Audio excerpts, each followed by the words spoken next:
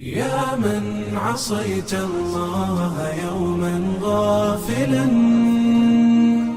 أنسيت أن الله قد أعطاك نعم عليك كثيرة لو صنتها لأطعت خالقك الذي رباك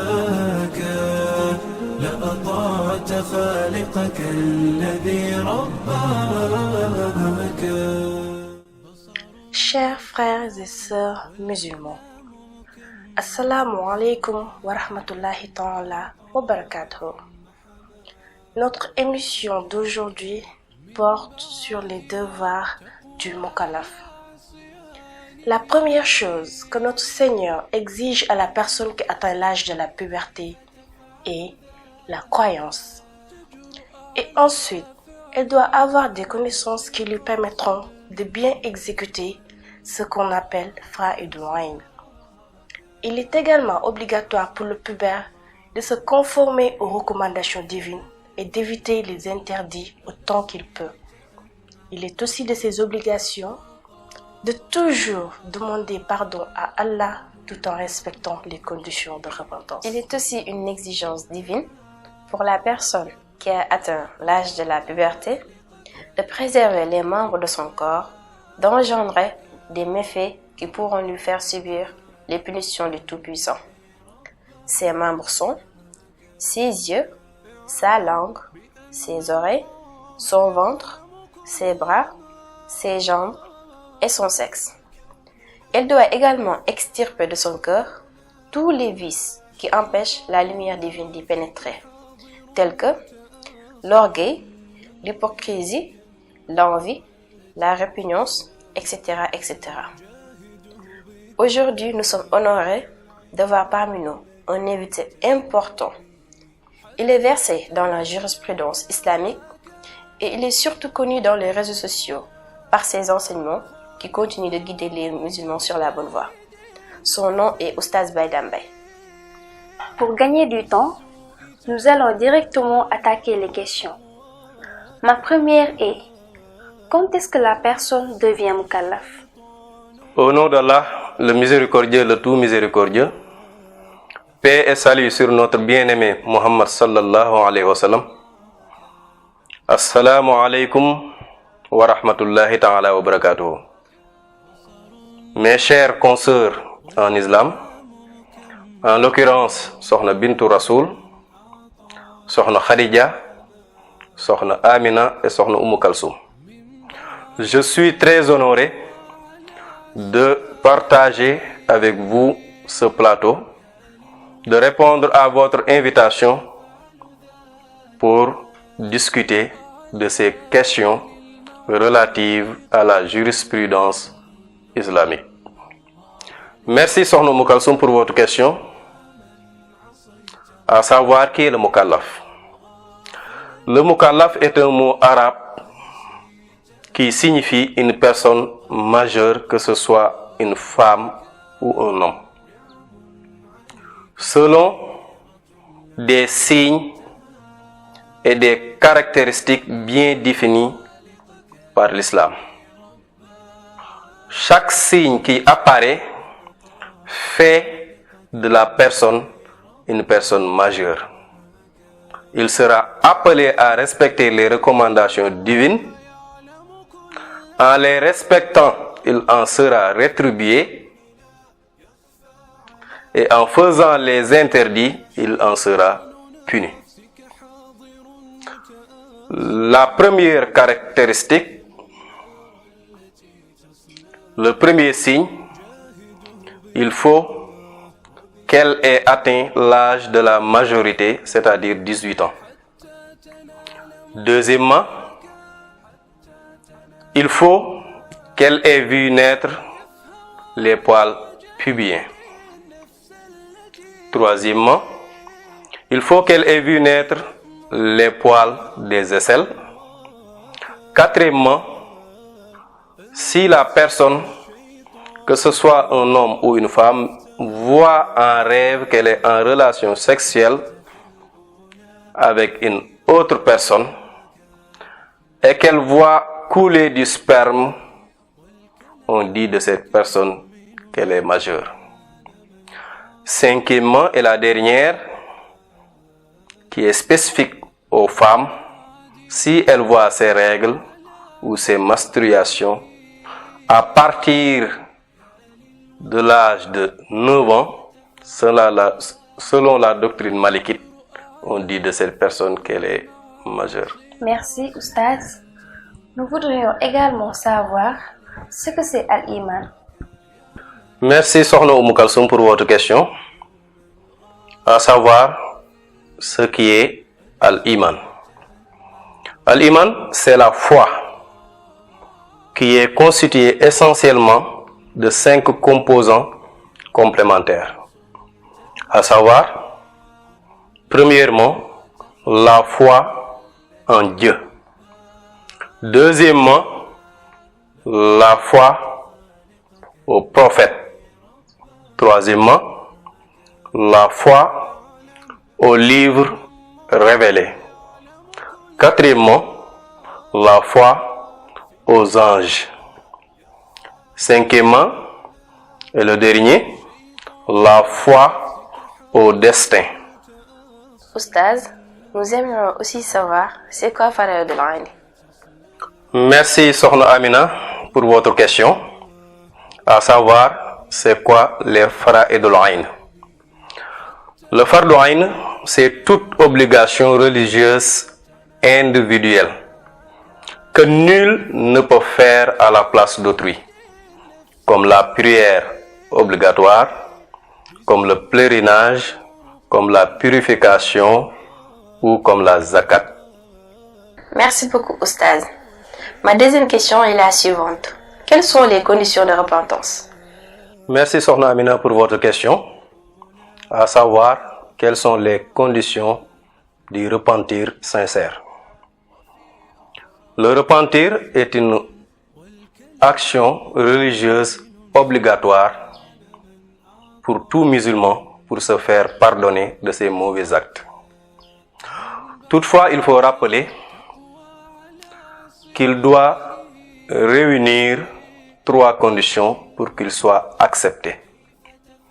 Premièrement, il faut que la personne abandonne l'acte commis automatiquement. Deuxièmement, il faut qu'elle ait un sentiment de regret envers ce péché.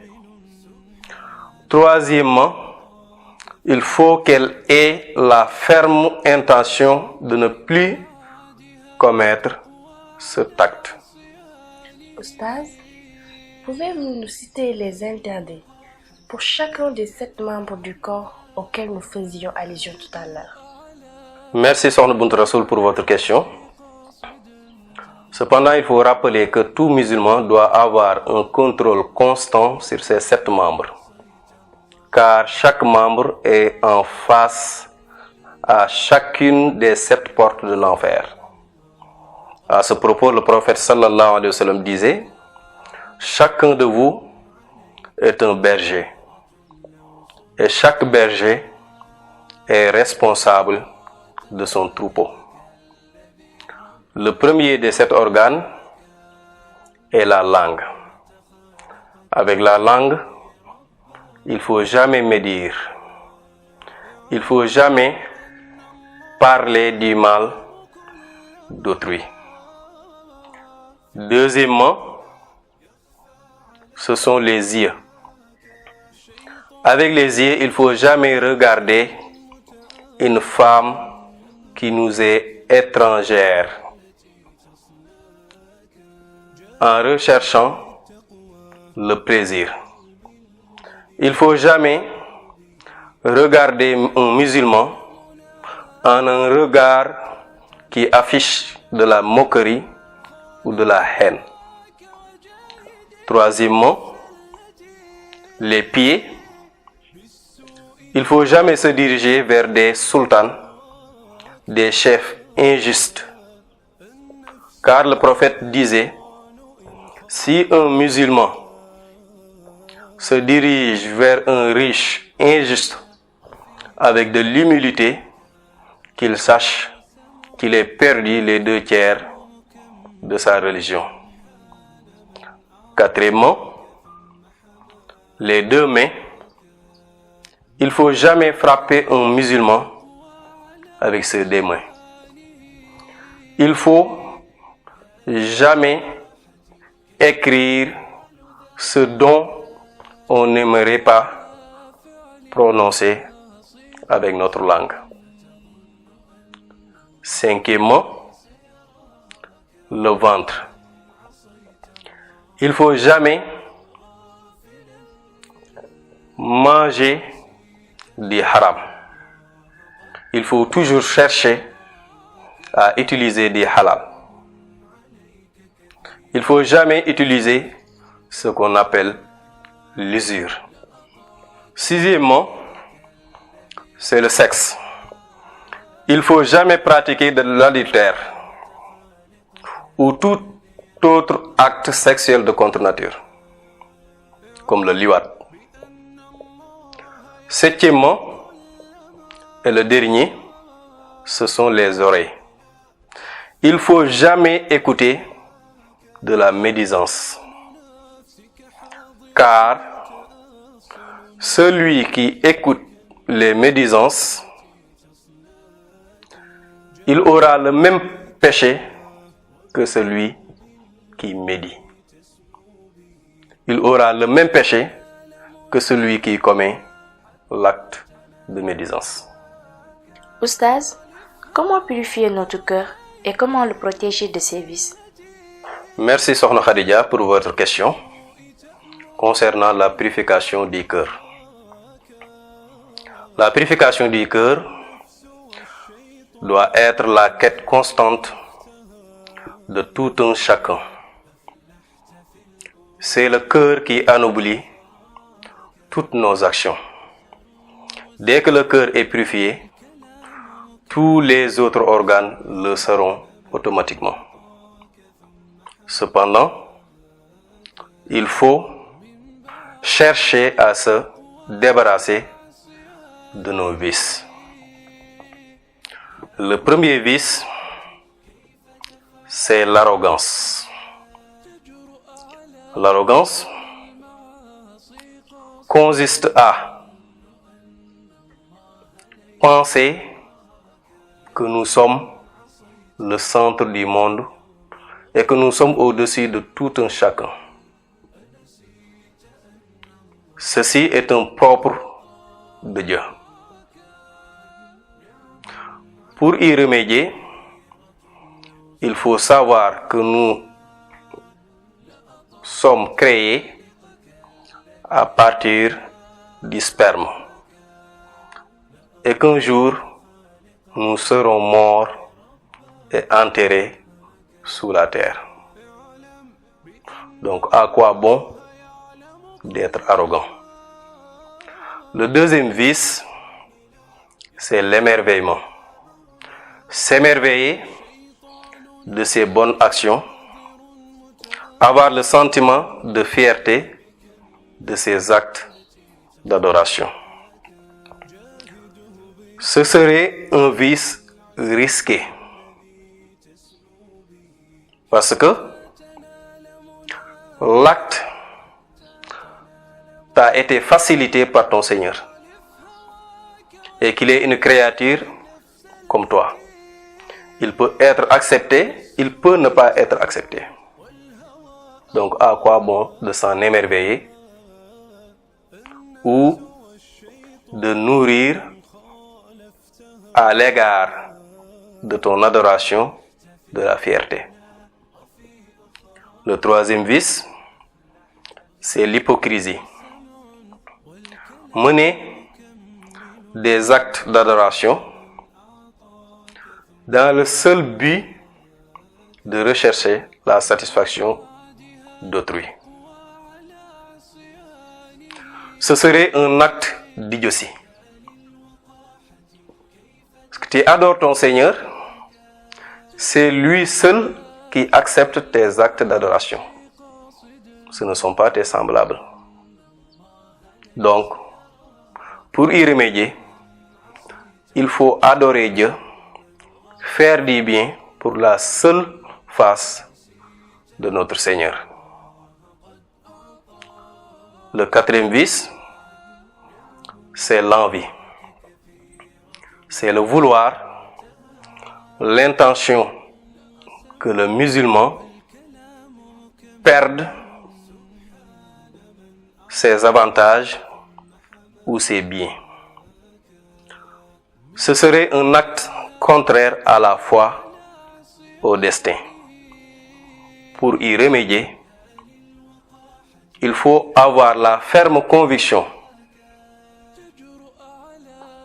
que chaque musulman a des avantages ou des biens qui lui étaient précédemment prédestinés. Oustaz, nous vous remercions infiniment des éclaircissements que vous nous avez apportés sur des points importants concernant le thème de notre émission d'aujourd'hui. Alors, chers frères et sœurs, rappelons que nous parlions des devoirs de Mukallaf. Aujourd'hui, nous avons des connaissances solides émanant de notre entretien avec cette érudit, qui est Oustaz Baydambe. Et ces connaissances nous aideront dans la quête de la satisfaction de Dieu. Merci Sokhna Amina. Merci également à mes consoeurs Sokhna Bint Rasoul, Sokhna Khadija et Sokhna Oumou Kalsoum d'avoir partagé avec vous ce plateau pour répondre aux questions relatives à la religion musulmane. Merci et à une prochaine séance. Cette émission vous a été présentée par Kalsoum, Bint Rasoul, Khadija, Amina. Assalamu alaikum wa rahmatullahi ta'ala wa barakatuh.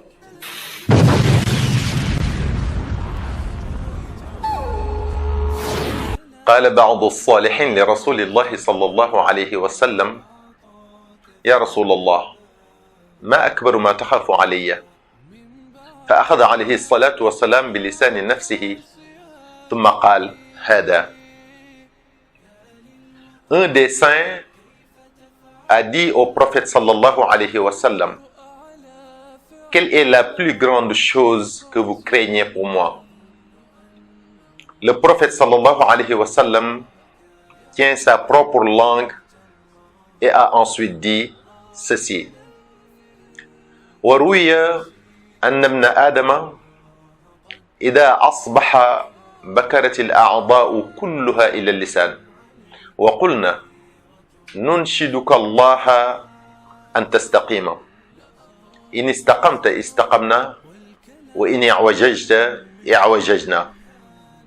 Il est rapporté que lorsque la personne se réveille tôt le matin, tous les membres de son corps disent à la langue: nous prions Dieu pour que tu sois droite. Si tu es droite, nous serons droits. Si tu es perverti, nous serons pervers. اعلم بأن الله يعلم كل ما في الكون لا يخفى على مولاك. شيطان نفسك حاضر متأصل يمضي بك النار التي تصلاك. جاهده بالتقوى وبالعلم الذي تسمو به حتى تنال مناك. حتى تنال مناك. خالف هواك وجاهد النفس التي بالسوء تأمر والهوى أغواك. النفس والشيطان إن خالفتها أفلحت في الأولى وفي أخراك.